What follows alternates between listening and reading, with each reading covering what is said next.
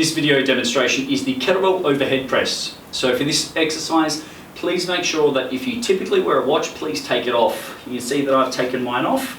And the reason for that is when we hold the kettlebell in this position in the rack, the kettlebell is resting directly on the forearm bones, and that's where the screen is, and it's going to crack or basically bust up.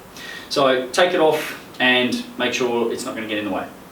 So for this exercise, I've got two kettlebells I'm going to demonstrate here, depending on where your starting position is and if you're new to kettlebells. So if you've had a bit of experience with them, I'm going to show you a bit of a trick that you can do with the 16 kilos. So if you're more experienced, the way that I show you on this is going to be important to you. If you are new to the overhead press, this is what we're going to do.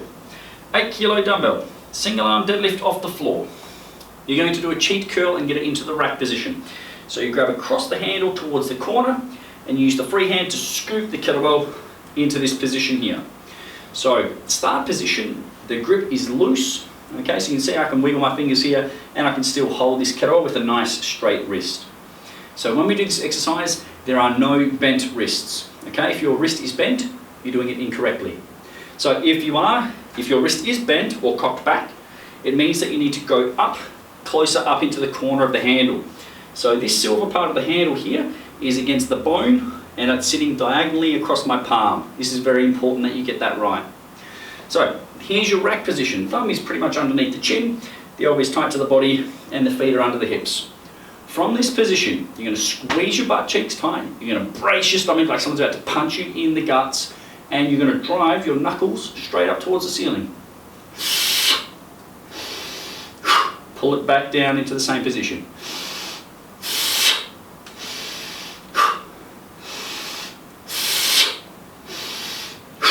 And then you change sides. Cheek curl into the rack, nice loose grip. Arse, abs, press.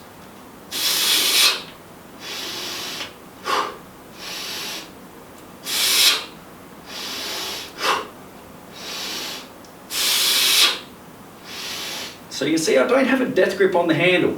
Okay, it's not going to give me a lot more by crushing the handle. Okay, my wrist is already locked in this position. You can crush the handle and drive your knuckles up to the ceiling. Go for what's comfortable.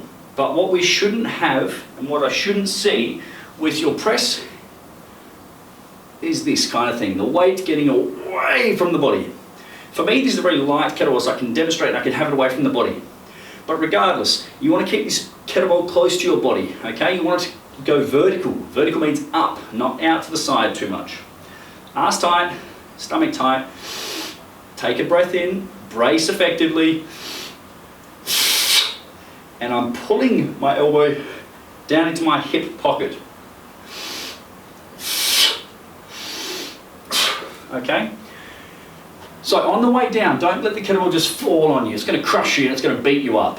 Okay? I want you to think of pulling the elbow down. Think of it like a lat pull down. You're pulling down with your back muscles. That gives you stability, it gives you strength, and it should see that kettlebell return to the same position every time.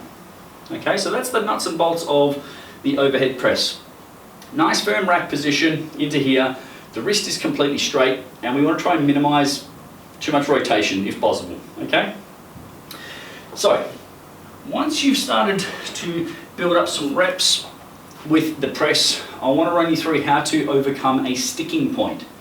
So a sticking point is typically the halfway point of the press. It's going to get roughly head height, and then you might have to struggle for the rep. This is how you overcome a sticking point. Now, it's not going to work every time, but it is going to help you for the first couple reps until you develop enough strength and enough reps under the belt to increase the amount of reps or weight that you lift. So, if you are experienced with kettlebells, you can also do a clean. That's fine, absolutely, nothing wrong with that. Squeeze the butt, brace the stomach, and then you're going to clench your opposite fist. So you crush the fist, relax, rebrace.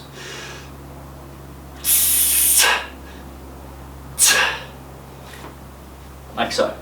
So what this is called irradiation. You are contracting and engaging nearby or neighbor muscles to transfer energy up to your press. So if everything else is switched off, the body isn't as rigid, it's not as tight. So if you hit a sticking point and you can engage the opposite side of your body, you're going to transfer that energy and that stability up the chain, and it's going to help you go through that sticking point. And like I said, not all the time, but it does help. So if we do the cheek curl method, still comes into the same position. So I'll show you a couple reps without clenching the fist.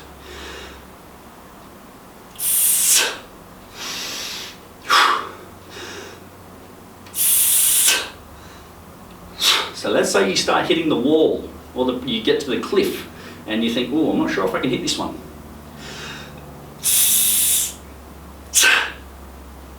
I can feel my whole arm contracting. My forearm, my bicep, my lat, my tricep even as well.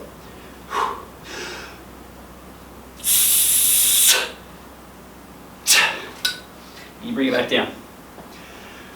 So if you do it correctly, the only part of your body which should really move is this segment here. So if I'm pressing with my right arm, my upper right side of my body is the only thing to move. No movement, no movement, no movement, no movement. Reset. Okay?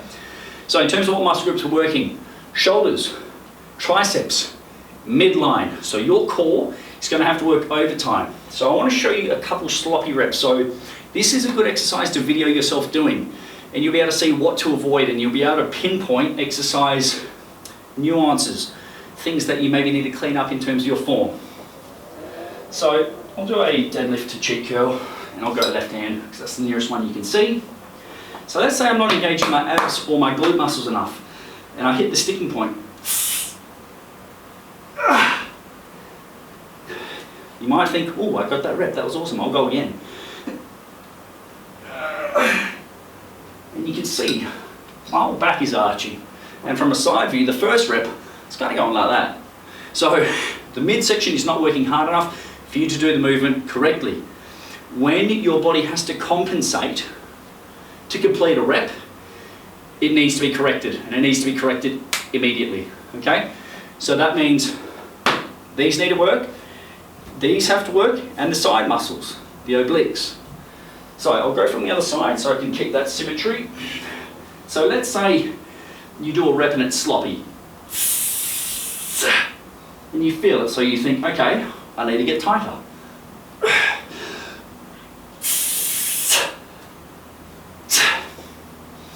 Much cleaner. That's what we're looking for. Good quality, strong reps. Okay? So there you have it, guys. The kettlebell overhead press.